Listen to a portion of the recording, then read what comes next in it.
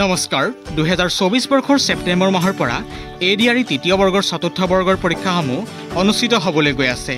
তৃতীয় বৰ্গৰ দিশত মন কৰিব তৃতীয় বৰ্গৰ নিযুক্তি পৰীক্ষা অসম লোকসেৱা আয়োগ চমুকৈ APSC আৰ্হিত অনুষ্ঠিত কৰা হ'ব। তাত থাকিব প্ৰথম পৰ্যায়ত প্ৰিলিমিনাৰী, দ্বিতীয় পৰ্যায়ত মিন্স আৰু তৃতীয় পৰ্যায়ত থাকিব ভাইভা। এই সমগ্ৰ পৰীক্ষা অনুষ্ঠিত কৰিব সেবাই।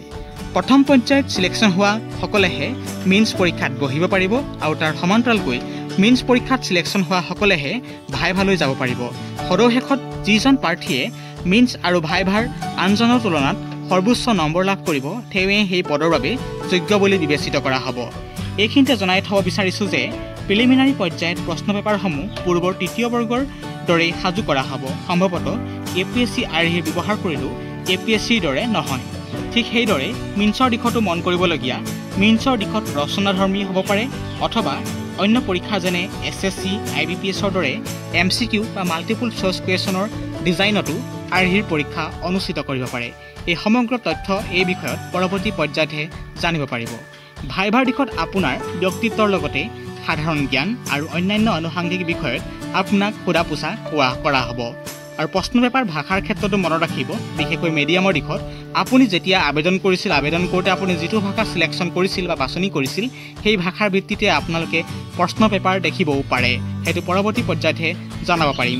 আৰু এইখিনি জনাই থ'ব বিচাৰিছোঁ আপোনালোকে প্ৰশ্ন পেপাৰসমূহ দেখিব পাৰে অসমীয়া, হিন্দী আৰু ইংৰাজী মিডিয়ামত দেখিব পাৰে। আৰু অধিক তথ্যৰ বাবে আমাৰ চেনেলটিক ছাবস্ক্ৰাইব কৰিব।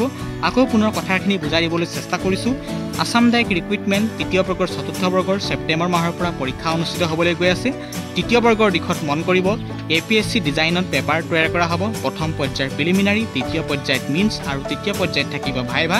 আৰু প্ৰথম পৰ্যায়ত চিলেকশ্যন হোৱাসকলে মিন্স পৰীক্ষাত বহিব পাৰিব আৰু মিন্স পৰীক্ষাত বহাসকলেহে ক্লিয়াৰ কৰা সকলে বা পাছ কৰা সকলেহে আপোনালোকে যাব লাগিব ভাইভা দিবলৈ। আৰু ভাইভা আৰু মিন্স যিজনে সৰ্বোচ্চ স্থান নম্বৰ লাভ কৰিব, সৰ্বোচ্চ নম্বৰ লাভ কৰাজনে সুন্দৰকৈ আপুনি এটা চাকৰি লাভ কৰিবলৈ যোগ্য বুলি ঘোষণা কৰা হ'ব আপোনাক।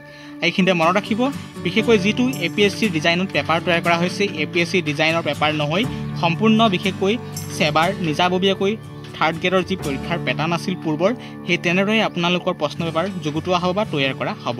আৰু এই সমগ্ৰ ডিটেইলছ আমি অহাৰ নিৰ্দিষ্ট সময়ত সকলোখিনি ডিটেইলছ গম পাম।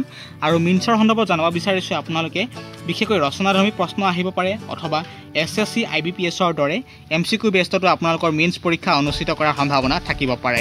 মুঠৰ ওপৰত পৰৱৰ্তী পৰ্যায়লৈ অপেক্ষা কৰক। নিশ্চয় আহিবলগীয়া দিনত অনতিপলমে আপুনি সকলোখিনি আপডেট জানিব পাৰিব। আৰু ভাইভাৰ দিশত বিশেষ কোনো ভয় কৰিবলগীয়া কাৰণ নাই।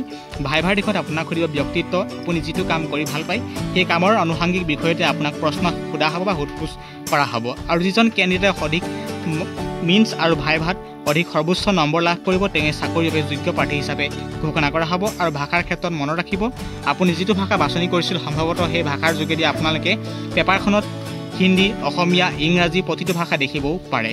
এইটো পৰৱৰ্তী পৰ্যায়তহে জনাব পাৰিম। অধিক তথ্যৰ বাবে আমাৰ চেনেলটি ছাবস্ক্ৰাইব কৰিব। যেতিয়া ভিডিঅ'টি ভাল পালে লাইক কৰিব, শ্বেয়াৰ কৰিব বন্ধুবৰ্গলৈ, কাৰণ এইখিনি ইনফৰমেশ্যন অতি প্ৰয়োজনীয়। ধন্যবাদ।